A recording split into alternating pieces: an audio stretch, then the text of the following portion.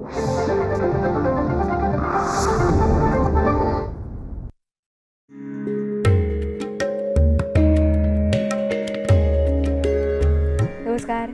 आजच्या विशेष भागात मी प्राजक्ता आपटे तुम्हा सगळ्यांचं मनपूर्वक स्वागत करते. मंडळी, 5 ऑक्टोबर हा जागतिक शिक्षक दिन म्हणून सर्वत्र ओळखला जातो. ज्ञान, विज्ञान, तंत्रज्ञान यासह जीवनमूल्यांची पायाभरणी करणारे ते शिक्षक. काळानुरूप तंत्रज्ञान बदलतंय, त्यामुळे आताची पिढी आणि येणारी नवीन पिढी या तंत्रज्ञानाशी अत्यंत जवळीकतेने जोडलेली आहे. अगदी एका मिनिटात, एका क्लिकवर जगभराची माहिती आता त्यांना मिळते. या सगळ्यातून योग्य पद्धतीने शिक्षण त्यांच्यापर्यंत पोहोचवणं, यासाठी व्यवस्थेत काही बदल व्हायला हवेत का, किंवा काही झाले आहेत का? अजूनही काही ठिकाणी या तंत्रज्ञानाचा अभाव आपल्याला दिसून येतो. यातून मार्ग कसा काढावा? शिक्षक, विद्यार्थी, पालक ह्यांच्याही भूमिका आता हळूहळू बदलत आहेत का? या सगळ्या बाबींवर आज आपण चर्चा करणार आहोत, कारण ही परंपरा आहे ज्ञानदानाची, कास आधुनिकतेची. आणि असाच शैक्षणिक वसा आणि वारसा ज्या जोपासत आहेत असं व्यक्तिमत्व आपल्या इथे आलं आहे, ते म्हणजे मृणालताई गांजाळे मॅडम. नमस्कार मॅडम. नमस्ते मॅडम, खूप खूप धन्यवाद. आजच्या भागात तुमचं मनपूर्वक स्वागत करते. Thank you very much. आपला परिचय आपल्या प्रेक्षकांना करून देते. मृणाल गांजाळे मॅडम, उपशिक्षक, जिल्हा परिषद, आदर्श प्राथमिक शाळा पिंपळगाव, महाळुंगे तालुका, आंबेगाव जिल्हा, पुणे. अध्ययन अध्यापन प्रक्रियेत तंत्रज्ञानाचा वापर करून जगभरातील विद्यार्थ्यांना व्हर्च्युअल एज्युकेशन दिलं जातं. गेमिफिकेशन इन एज्युकेशन प्रकल्प AR/VR वापर करून विविध तंत्रज्ञानावर आधारित प्रयोग आपण केले. इतर देशातील शाळांशी थेट विद्यार्थ्यांचा संवाद घडवलात. मोबाईल ॲप्लिकेशनचा वापर करून अगदी कोरोना काळात सुद्धा शाळेची वेबसाईट विकसित करून ऑनलाईनच्या माध्यमातून एकही दिवस न चुकता विद्यार्थ्यांपर्यंत शिक्षणाची सोय केली.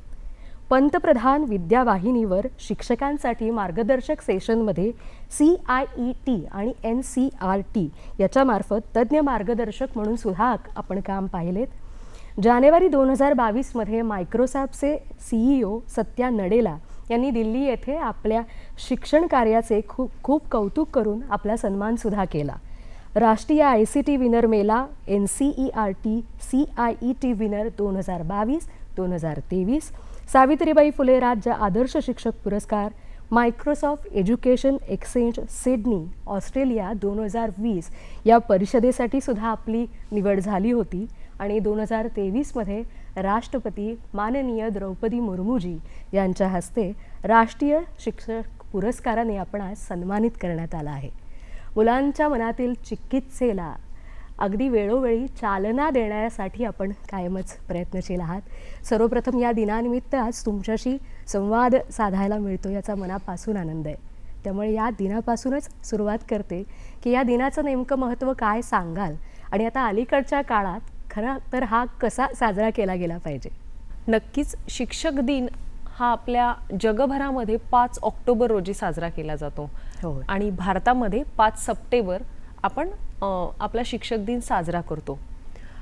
प्रत्येक शिक्षकाचं एक आदरयुक्त विद्यार्थ्यांच्या मनात एक स्थान असतं, आणि ते स्थान कुठेतरी साजरं व्हावं, सेलिब्रेट व्हावं, त्यासाठी आपण हा शिक्षक दिन साजराच केला पाहिजे. कारण आजकालचं जर शिक्षण पद्धती झाली तर तो शिक्षक विद्यार्थ्याला जीवनाभिमुख शिक्षण कसं देऊ इच्छितो, कौशल्याधिष्ठित शिक्षण कसं देऊ इच्छितो, या दृष्टिकोनातून प्रयत्न करत असतो. आणि म्हणजे कोणतीही कॉन्सेप्ट शिका, कोणतीही संकल्पना शिका, पण त्या विद्यार्थ्याने त्याच्या जीवनात त्याचा उपयोग कसा करणार आहे हे शिकवणं गरजेचं आहे. विद्यार्थ्यांनी ते समजून घेणं गरजेचं आहे. त्यासाठी कुठंतरी एक ऋण व्यक्त करण्याचा हा दिन आहे, आणि आपली जी परंपरा आहे ती आपण नक्कीच जोपासली पाहिजे. आता बोलता बोलता तुम्ही उल्लेख केलात की आजकालची शैक्षणिक पद्धती, म्हणजे हे नवीन शैक्षणिक धोरण जे आलेलं आहे त्याला धरून विचारेन, एक तर ते किती उपयोगी ठरतंय आणि त्याच्यातल्या उपाययोजना म्हणा किंवा काय, याचा अंतर्भाव तुम्ही कसा करता आणि कशा पद्धतीने ते राबवलं जातंय? नक्कीच, आत्ताचं राष्ट्रीय शैक्षणिक धोरण 2020 NEP 2020, त्या अनुषंगाने आपल्याला विद्यार्थ्यांच्या कौशल्याधिष्ठित म्हणजेच विद्यार्थ्यांचा सर्वांगीण विकास होण्यावर भर द्यायचा आहे. म्हणजे स्किल बेस्ड एज्युकेशन विद्यार्थ्याला मिळालं पाहिजे, की विद्यार्थी जो करतोय फक्त पुरतं ते मर्यादित न राहता त्याचं सातत्यपूर्ण सर्वंकष मूल्यमापन त्या शिक्षकाने केलं पाहिजे.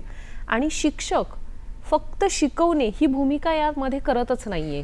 बरोबर. We are it means I just feel that I am just a facilitator of my student. मी फक्त एक सुलभक आहे माझ्या विद्यार्थ्यांची, मी फक्त माध्यम आहे. समजा मला त्याला बेरीज शिकवायची आहे तर मी 4 खडे देईल आणि बाबा हे असं करायचे ते सांगेल.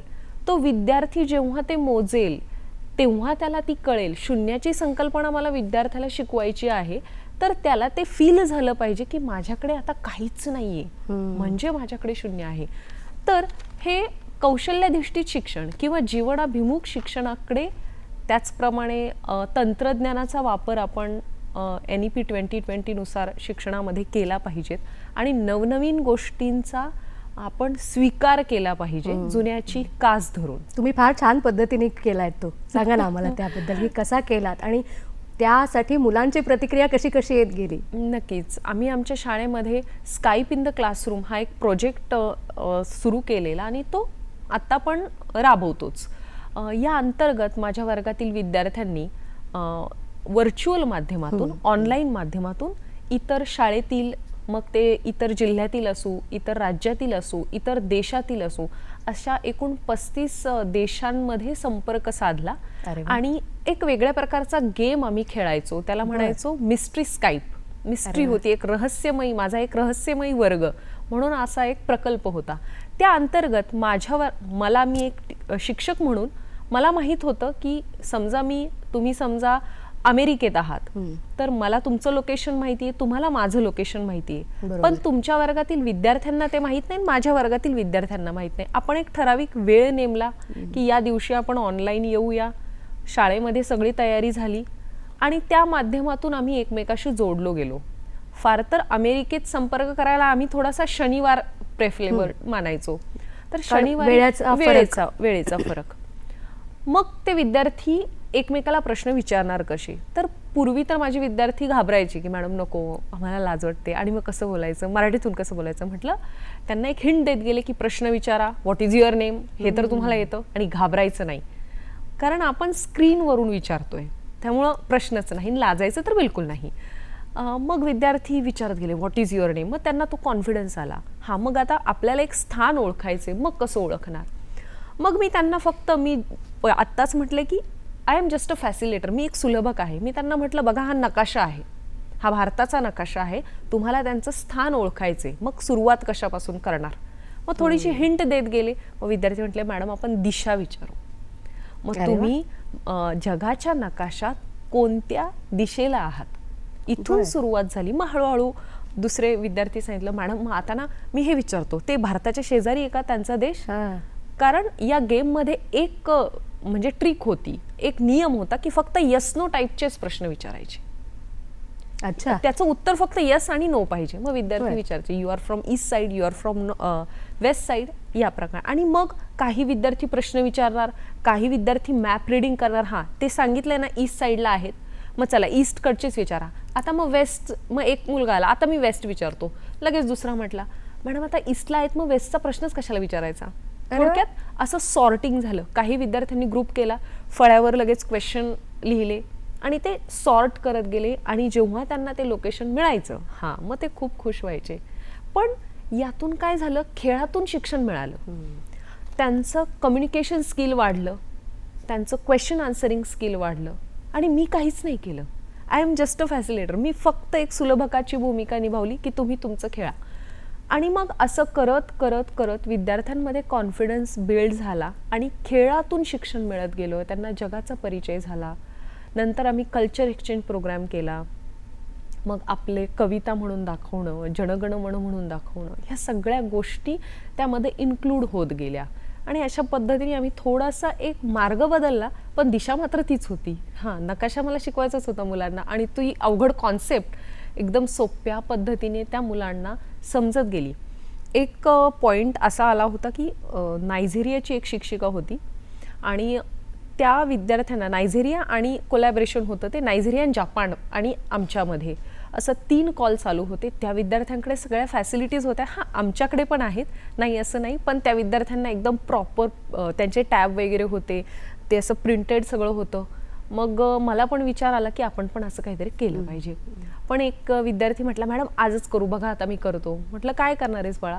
म्हणजे त्या विद्यार्थ्यांनी त्याला जेव्हा प्रश्न विचारला, कधी कधी प्रोनाऊन्सिएशन त्यांचं फोनिटिकल वेगळं आहे, आपलं थोडंसं वेगळं आहे, ते प्रश्न दाखवायचे. मग विद्यार्थी रिडिंग करायचे बरोबर, व्हॉट इज युअर नेम किंवा XYZ, you are from east side, असं ते क्वेश्चन विचारायचे, असे दाखवायचे स्लेट घेऊन त्यांची.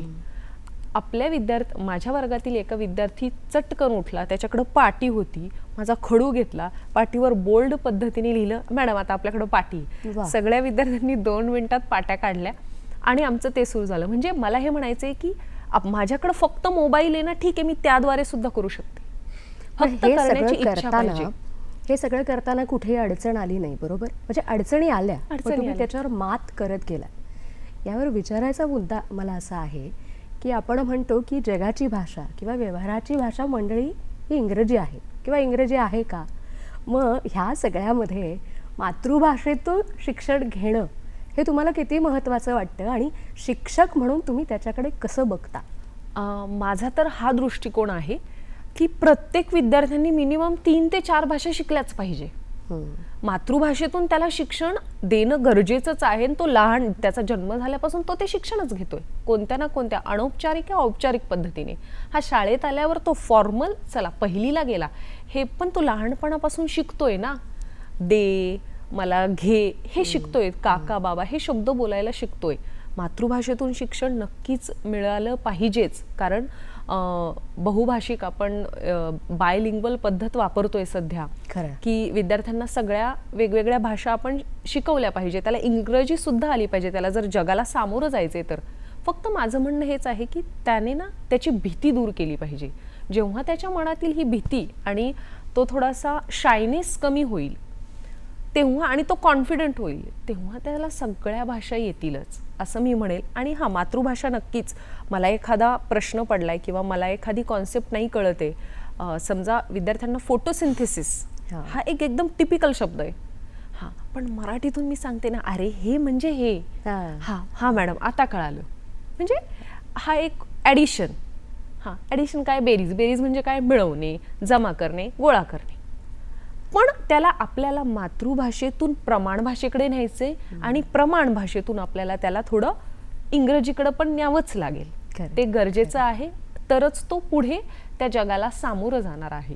हे सगळं करता करता तुम्ही म्हणालात की मी काहीच केलं नाही, हा खरं तर तुमचा मोठेपणा आहे. पण ज्या पुरस्काराने आपल्याला सन्मानित करण्यात आलं तिकडे येताना आधी मी विचारेन की एकदा तुमच्या शिक्षणाविषयी आम्हाला सांगा, आणि तो क्षण जेव्हा तुम्हाला सन्मान तो मिळाला तो कसा होता? काय वाटलं नेमकं त्या क्षणी, आणि त्यानंतर काही फरक पडला का हो? नक्कीच. माझं शिक्षण झालंय MA एज्युकेशन आणि D.Ed. नंतर मी DCM केलं. आणि सध्या मला तंत्रज्ञानाची आवड आहे. सध्या म्हणजे खूप वर्षांपासूनच आवड आहे. पण मी जे काही शिकले ते वेगवेगळ्या माध्यमांद्वारे शिकले. जसं की गुगल सर्च करा, एक्सप्लोर करा. आपण जेवढं शोधतो तेवढं आपल्याला मिळतं, आणि जेवढे प्रश्न विचारतो तेवढे आपले ते प्रश्न सुटतात असं मी म्हणेल. मी पण एक सर्च करत करत करत करत ह्या सगळ्या गोष्टी शिकले. आमचे अधिकारी, पदाधिकारी यांच्या मार्फत, त्यांच्या मार्गदर्शनाखाली वेगवेगळ्या प्रकारचे ट्रेनिंग्ज होतात. जसं की डाएट असो, जिल्हा परिषद असो, SCERT असो, NCERT असो, यांची जे ट्रेनिंग्ज होतात त्या माध्यमातून सुद्धा आपल्याला खूप मोठ्या प्रमाणात शिकायला मिळतं. मायक्रोसॉफ्ट एज्युकेशनच्या माध्यमातून सुद्धा खूप पर्सनल डेव्हलपमेंटचे कोर्स केले आणि मी शिकत गेले. आणि हा पुरस्कार सांगायचं झालं तर मी तर असे म्हणेल की प्रत्येक शिक्षक हा काम करतो आणि प्रत्येक शिक्षकाने ते काम करावं. प्रत्येक शिक्षक काम करतो, फक्त आपलं काम, मी जे काम आहे ते मांडलं, ते कंपाईल केलं, ते सादर केलं आणि हा पुरस्कार मिळाला. म्हणजे त्याच्यानंतर बदल तर काहीच नाही झाले. माझ्या विद्यार्थ्यांमध्ये आणि माझ्यामध्ये तेच रिलेशन आहे एकदम. त्यांनी खूप सेलिब्रेट केलेलं. मी जेव्हा आलेले तेव्हा पूर्ण फुलं वगैरे, आणि ते खूप खुश होते, माझ्यापेक्षा जास्त ते खूप खुश होते. आणि तो क्षण तर विलक्षण आहे, मी कधीच विसरणार नाही की माननीय राष्ट्रपतींच्या हस्ते आपल्याला पुरस्कार मिळतोय म्हणजे एक स्वप्नवत होतं. आदरणीय पंतप्रधानजी आपल्याबरोबर बोलतायत, आपल्याला प्रश्न विचारतायत, खरंय. आणि जी ऊर्जा, जी स्फूर्ती मिळाली ती अप्रतिम होती. प्रत्येक शिक्षकाने हे नक्कीच प्रयत्न केले पाहिजेत. ह्या सगळ्यामध्ये आपले आदर्श शिक्षक कोण, आणि किंवा अशा कोणती व्यक्ती आहेत का, त्यांचं कार्य आहे का की त्यांनी तुम्हाला प्रभावित केलंय? नक्कीच प्रत्येकाच्या आयुष्यात त्याचा पहिला गुरु असतो त्याचे आई आणि वडील आणि भाऊ, घरचे. निश्चितच. हो. यांनी, माझ्या आईची खूप इच्छा होती, मी शिक्षिका, तिला शिक्षिका व्हायचं होतं, बरं. ती नाही झाली म्हणून मग मी झाले, असं मी म्हणेल की मग तिची खूप इच्छा होती. त्याच्यानंतर माझे कुटुंबीय, माझे पती, माझ्या सासूबाई, त्यांनी खूप सपोर्ट केला की ह्या गोष्टींमध्ये. ऑब्व्हियसली घरच्यांच्या सपोर्टशिवाय हे सगळं करणं अशक्य आहे. आपण टेन्शन फ्री असल्याशिवाय आपण कामात रमू नाही शकत. पण हेच मी म्हणेल की माझे आदर्श शिक्षक लहानपणापासूनचेच, म्हणजे तसं बघायला गेलं तर माझे वडील पोलीस होते. बरं. आणि त्यामुळं माझं शिक्षण, पहिलीला एक शाळा, म्हणजे बदल्या व्हायच्या खूप, त्यामुळं पहिलीला एक शाळा, दुसरीला एक शाळा, तिसरी चौथी वेगळी शाळा, अशा खूप शाळा होत्या आणि खूप सारे शिक्षक माझ्या आयुष्यात आले. पण नक्की सांगेल की ह्या सगळ्या शिक्षकांनी माझ्या आयुष्यावर खूप चांगल्या प्रकारे प्रभावीपणे काम केलंय आणि त्याचंच रिफ्लेक्शन असं मला वाटतं की मी पण माझ्या शिक्षणामध्ये उतरवावं, की मला पण माझ्या विद्यार्थ्यांमध्ये, माझ्या शिक्षकांनी मला जसं शिकवलं की एक आदरयुक्त भीती होती त्यांच्याबद्दल की नाही, मला माझा अभ्यास पूर्ण केला पाहिजे, तसंच मी कुठेतरी कॅरी फॉरवर्ड करावं माझ्या विद्यार्थ्यांसाठी, हे मी नक्कीच म्हणेल. सोबतच सोबत असणारे सहकारी, त्यांच्यामार्फत पण आपल्याला खूप काही शिकायला मिळतं. अधिकारी, त्यांच्यामार्फत पण खूप, म्हणजे आपण जेवढं घेऊ तेवढं कमी आहे. त्याच्यामुळं आयुष्यात आलेले सगळे शिक्षकच मला प्रिय आहेत आणि त्यांच्याकडनं मी रोज म्हटलं तरी खूप काही शिकते आणि हा सगळा पुरस्कार त्यांचाच आहे असं मी म्हणेल. पण हे जे तुम्ही म्हणताय की पुढच्या पिढीपर्यंत किंवा विद्यार्थ्यांकडे हे सगळं पोचवलं गेलं पाहिजे, त्यामुळे आपण म्हणूया की अध्ययन किंवा अध्यापन ही ना देण्या घेण्याची आपण म्हणू एक प्रक्रिया आहे. मग या सगळ्यामध्ये नवनवीन गोष्टी, मग त्या अभ्यासाच्या रिलेटेड असतील, तंत्रज्ञानाच्या संबंधित असतील, ह्या सगळ्यामध्ये एका शिक्षकाने किती सक्रिय राहिलं पाहिजे, एक तर स्वतः शिक्षक म्हणून शिकवण्यासाठी, कारण ते त्या विद्यार्थ्याला त्यांना द्यायचं आहे, ते किती महत्त्वाचं आहे आणि कशा पद्धतीने ही प्रक्रिया शिक्षक पुढे नेतात? नक्कीच प्रत्येक गोष्टीमध्ये मी सगळ्यांना, म्हणजे मला सगळ्या शिक्षकांना सांगायला आवडेल की आपण जसं आपला मोबाईल अपडेट करतो, हो, ऑब्व्हियसली त्याप्रमाणे आपण आपल्याला सुद्धा अपडेट केलं पाहिजे. हां, जुन्याची कास आपण नक्कीच धरली पाहिजे, नाही असं नाही, कारण असं जर असतं तर सगळे रोबो आज शाळेमध्ये आरामात शिकवलं असतं, त्यांनी काहीच अडचण नव्हती. पण शिक्षकाची गरज का आहे आणि का वाटली? हा कोविडचा काळ चांगला शिकवून गेला. The crisis is also an opportunity to learn something new. खरं. And in this COVID crisis, I learned so many ICT skills and implement them in my teaching and learning process. मी सगळ्या शिक्षकांना सांगेल की तो जो काळ होता ना, तो खूप सुवर्ण मध्ये होता असं मी म्हणेल. त्या काळात मला खूप वेळ मिळाला शिकवायला, म्हणजे स्वतः शिकायला वेळ मिळाला आणि मग मी लगेच इम्प्लिमेंट करत होते. ऑनलाईनच क्लास चालू होते, त्यामुळे खूप संधी मिळाली शिकण्याची. आणि आपण ज्या गोष्टी, म्हणजे आजकालचे विद्यार्थी, जेव्हा आपण शाळेत होतो तेव्हा आपल्याकडे मोबाईल नव्हते, पण आजकालचा विद्यार्थी, जेव्हा मी त्या विद्यार्थ्यासमोर एक कॉन्सेप्ट शिकवते, समजा मला परिमिती शिकवायची आहे, तर परिमिती एक्झॅक्ट शिकवणं मला गरजेचं आहे. मी चुकताच कामा नये, कारण तो विद्यार्थी घरी जाऊन लगेच गुगल करणार आहे का मॅडमनी नक्की खरं शिकवलंय का, हे वाक्य समजा हा वाप्रचार आहे, हां याचा अर्थ वेगळा सांगितलेला, हा समानार्थी शब्द आहे, म्हणजे मी एकदम परफेक्ट असणं गरजेचं आहे. परफेक्ट होऊन त्या विद्यार्थ्याच्या समोर उतरलं पाहिजे. त्यासाठी मला माझी विषयाचं ज्ञान सखोल असलं पाहिजे, त्या विषयाची व्याप्ती वाढवता आली पाहिजे आणि पुढचा विद्यार्थी, पुढचं ऑडियन्स नाही म्हणणार, पण पुढचा विद्यार्थी हा तितका शार्प आहे. आजकालचा विद्यार्थी प्रश्न विचारणारा आहे, आपल्याला थांबवणारा आहे, मॅडम हे चुकलंय. हां, मग तेव्हा समजा कधी कधी चुकतं, ऑब्व्हियसली माणूस हे चुकणारच, यंत्र नाही, यंत्र असं तर नसतं चुकलं, पण मी माणूस आहे. पण त्या शिक्षकाने तेव्हा ते ॲक्सेप्ट केलं पाहिजे, हा बाळा मला हा प्रश्न आज येत नाहीये, मी उद्या सांगते, पण मी सत्य माहिती तुझ्यापर्यंत नक्कीच पोहोचवल. म्हणजे आपल्याला ह्या विद्यार्थ्यांना टॅकल करायचे किंवा त्या विद्यार्थ्यांना त्या स्पर्धेमध्ये उतरवण्यासाठी आपल्याला त्यांना तेवढं सखोल ज्ञान द्यायचं आहे. त्याच्यासाठी प्रत्येक शिक्षकाने तितकं अपडेट होणं गरजेचं आहे, तितकं संयमी होणं गरजेचं आहे, तितकं फ्रेंडली होणं त्यांच्याबरोबर गरजेचं आहे. त्यांनी मला आपलं मानलं पाहिजे, पण हा विचारलं पाहिजे. टप्प्याटप्प्यावर जो तंत्रज्ञानाचा वापर होतोय, खरं तर आपल्याकडे वेळ कमी आहे, पण त्यातून अधिकाधिक माहिती आपण बोलण्याचा प्रयत्न करूया. मग ह्या सगळ्यासाठी ना पूर्वी पुस्तकं असायची, तर ह्या मुलांना परत एकदा पुस्तकाकडे वळवण्यासाठी तुम्ही एक तर काय करताय आणि मुलांच्या सर्वांगीण विकासासाठी शासनातर्फे काही उपाययोजना आहेत का, काय थोडक्यात सांगाल? नक्कीच तंत्रज्ञानाचा वापर आपण केलाच पाहिजे. आपल्या प्रत्येक पुस्तकामध्ये QR कोड दिलेत. दीक्षा प्लॅटफॉर्मचा आपण वापर करतोय. दीक्षा हे सगळ्या शिक्षकांनी बनवलेलं ॲप आहे, म्हणजे सगळ्या शिक्षकांचे व्हिडिओ त्यावर आहेत. सध्या PM ई-विद्या चॅनल सुरू आहे, महाराष्ट्राचे सुद्धा सुरू आहेत 5 चॅनल, आणि त्यामार्फत ते टेलिकास्ट होतात रोज. म्हणजे असे समजा हे रिसोर्स आहे असं मी म्हणेल. ICT तंत्रज्ञानाचा वापर हे एक रिसोर्स मटेरियल आपण करू. मी जर 30 मिनिटं वर्गामध्ये शिकवले, माझा 30 मिनिटाचा तास आहे, तर मी आज एक कविता शिकवली, तर विद्यार्थी घरी जाऊन त्याने ते दीक्षा ॲप उघडून लगेचच तो 1-2 मिनिटाचा व्हिडिओ पाहू शकतो. तो म्हणजे ॲज अ रेफरन्स मटेरियल म्हणून आपण याच्याकडे पाहूयात. कारण शिक्षकांनी तर त्याचा भावार्थ समजून सांगितलाय, त्याची चाल समजून सांगितली, पण त्याचं एक्स्ट्रा इन्फॉर्मेशन तुम्हाला तिथे मिळेल. आणि तो एकदम सिक्युअर्ड प्लॅटफॉर्म आहे, शासनाचा आहे.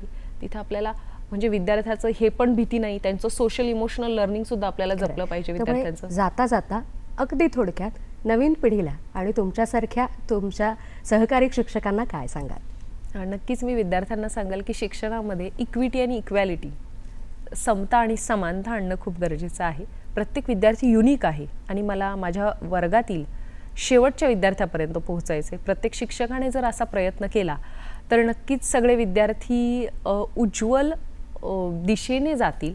आणि सगळ्या शिक्षकांना हेच सांगू इच्छिते की खरंच एक्सप्लोर करा. खूप सुंदर आहे हा शिक्षणाचा प्रवास, आणि त्या महासागरात जर आपण बुडालो तर नक्कीच आपल्याला आपले विद्यार्थीच एकदम मस्त पुढे जातील आणि ते त्या प्रेरणेने भरारी घेतील. आणि हेच एखाद्या शिक्षकाचं सार आहे सगळ्या जीवनाचं. सार्थक आहे. सर्वप्रथम तुम्ही आज इथे आलात यासाठी आमच्या संपूर्ण टीमतर्फे, आमच्या सह्याद्री वाहिनीतर्फे तुमचे मनापासून आभार मानते आणि तुमच्या सर्व पुढील वाटचालीसाठी मनपूर्वक शुभेच्छा देते. तुमच्यासारखे अत्यंत तळमळीने काम करणारे अनेक शिक्षक आहेत. तुमच्याही वाटचालीला या दिनानिमित्त संधी घेऊन मनपूर्वक शुभेच्छा देते.